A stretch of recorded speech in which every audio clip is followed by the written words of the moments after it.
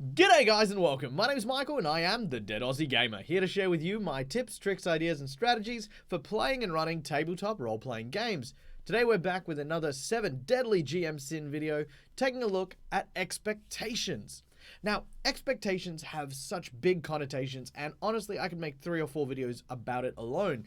So we're just going to be taking a look at the negative aspects that really embody things that will bring down or hinder a game master. So, when I think of the sin of expectation, I imagine a beholder. Expectations are something that we gather from the many different aspects that we inspire ourselves with. Whether it's Twitch or whether it's YouTube, it could be a performer, someone giving advice, it could be the people in our lives. It comes from many different sources, much like the beholder's many different eyes, watching different things and taking it all in. While this can sound really good and a great way to expand and improve ourselves as game masters, if we do it too much, and if we start holding ourselves to those expectations as a standard that we may struggle to keep, it can render us powerless, much like the large, bulbous eye of a beholder. It can cast its wave and gaze upon us and render the magic of our role-playing completely powerless. So what can we do to deal with that? How do we overcome this terrible affliction? Well, let's start, of course, by talking about reputation. While expectation is very important, especially when we put positive expectations on ourselves, reputation is the most important thing for you as a GM to take away. In the world that we have nowadays, there is so many people that we can inspire ourselves with. There are people who play live games. There are celebrities. There are people who give advice all over the world. And if we take ourselves and compare ourselves to these people, it just doesn't work. It never works. The people in these videos, the people at these places, they have their reputation for their style, their unique GMing method. And just like they have their reputation, you too are building and growing as a GM and establishing your reputation as well. Now, it is always a journey. It is something you are constantly doing and constantly improving on. Sure, maybe you have a reputation as being a rules lawyer. Lean into it. Embrace that. There is nothing wrong. Just because some people say on YouTube that being a rules lawyer is terrible does not mean doesn't mean you won't be a great GM with the right kind of system for you. When I first started giving advice to people, publicly, I was doing it via Facebook. I used to write blogs. I used to, do huge articles. People used to ask me for advice, and I would respond to them. And one person had asked me he was a rules lawyer and wanted to get into a game. The problem is every time he GM'd, people hated it. People didn't like his game at all because there was hyper-realism, there was starvation rules, there was accounting. It was a boring game and people didn't have fun. So he was asking me, what can I do to make people have fun? Well, it was a tough question, and at the time I did say the exact same thing I'm going to tell you guys now. You can't make people have fun. You can present them with a place where they may have fun, and if they have fun, they do so. But more specifically, I said, hey, listen, what I understand about your particular style, what it sounds like you are doing, are you sure that Dungeons & Dragons is the game for you?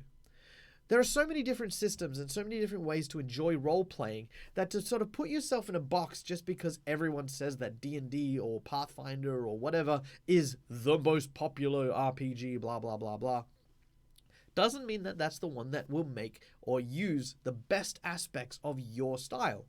So I suggested that he go and play Shadowrun. Starfinder wasn't out at the time, so there you go. He went away, and I didn't hear from him for a few months. But then word got back to me that he had actually started a community group, that people were actually really loving the way he was playing because he was playing in a game that was leaning into it. He created these intense and imaginative constructs for hacking and for existing in a cyberspace, for living in a dystopian world based off Blade Runner, and he was having a fantastic time. And he thanked me for it, which was great. It was very nice, even though I didn't do anything that was, a cursory Google search wouldn't do. But it was really great. And it literally is the perfect example of building a reputation for yourself over holding the expectation of other people to yourself. Another way to view this is by what I like to call standards. Standards are a very tricky thing. I think myself that I have good standards. I try to hold myself quite highly when it comes to me role playing or when it comes to me GMing, and that is why I put myself in the position I am, where I give advice, where I run games, where I, go and role play on shows. I, however, completely disagree with the idea of holding standards to other people. I don't think players should get into a position where they go, I just really recently watched Critical Role and they have a voice actor for the GM. How come you don't do voices? Can you do voices? I think that'd be a lot more fun. Or have people coming in brand new going, okay, cool, I know nothing about role playing. This is my first game. I'm really excited. This is really boring. Where's the special effects? Where's the map? Where's the miniatures? Where's the terrain pieces? Don't I get my own custom miniature? I don't? Oh. That's not what I saw online. I think online that's what they had. Look, standards are things to hold to yourself so that you can constantly improve. Standards aren't something that you want to be dishing out or holding other people to. If you are in a game, whether or not you're the GM or a player, and you feel as though someone is not meeting your expectations, instead of holding them to a standard and saying, hey, you're doing it wrong, or I don't really like the way you're doing things, instead, ask them if they would like advice or if they would like feedback. Don't give it unsolicited. A lesson I learnt, by the way. I used to be very, very, very I still am. Very opinionated. But now I am a solicited opinion person. I will not give people advice unless they ask for it first, because that got me in some trouble. Anyway, the story's not about me. It's not about me. We're talking about something else. Yeah. Another aspect going on to the same topic of, expectations at a table is when we paste out negative expectations prior to a game. Now, there's no solution to this. There's no easy answer that you can take and go, well, this is how we fix our expectations of a game. Sometimes we have bad players. Sometimes we have bad GMs. It happens.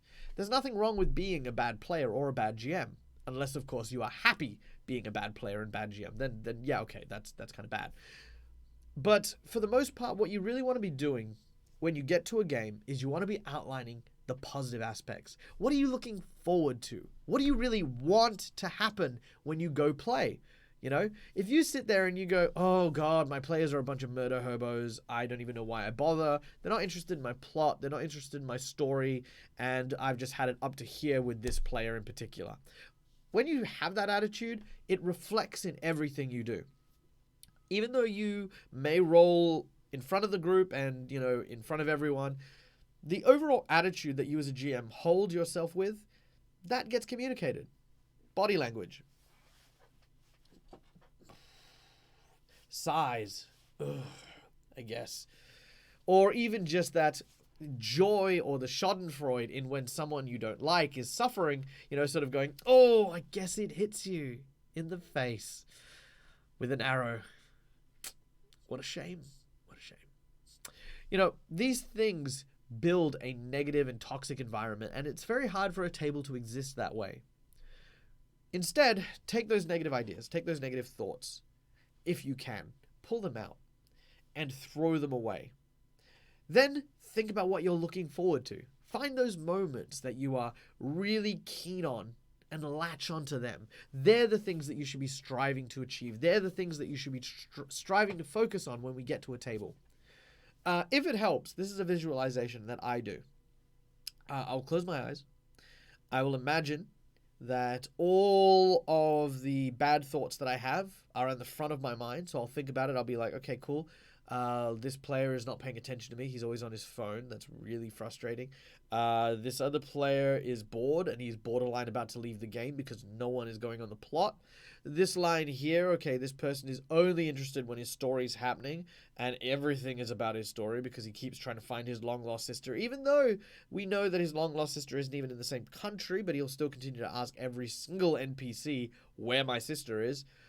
You take these ideas and you envision it as like a ball, right? Like a little tiny, like, sort of Play-Doh balls, and you take that and you squish it together. You squish it together and you force it down to about here-ish, right?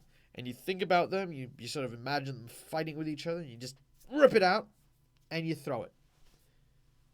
Then you start thinking about the positives. What am I looking forward to? All right, this person's looking for his sister. I am looking forward to giving him something to set him on the right train, but doing so in a way that's going to bring everyone involved. Once everyone's involved with that sister, then his story is going to now impact everyone, and everyone's going to be invested and have a great time. Even the one who's bored will now have an awesome time. The person who's on his phone, don't worry about it. Look, if he's on his phone, that means I'm not being as engaging as I can be, because I want to be more interesting than whatever he is looking at on that screen. You take those positive aspects, you take those positive attitudes, and you walk into a room, suddenly your whole demeanor changes. Everything about the way you conduct yourself will be different, I guarantee. Alright guys, thank you so much for joining us. I hope you enjoyed this video. If you did, smash that like button, smash that subscribe button. Go and check out our other videos as well. And of course, if you want to come and chat with me directly, head on over to our Discord channel. The link is in the description below. You can also come and support us on Patreon at patreon.com/DeadAussieGamer. And what else do I have down there? I don't know what else I have down there. Go check out other things. Anything in the description, go check it out. Till next time, guys, as always, game hard or die trying. See yas!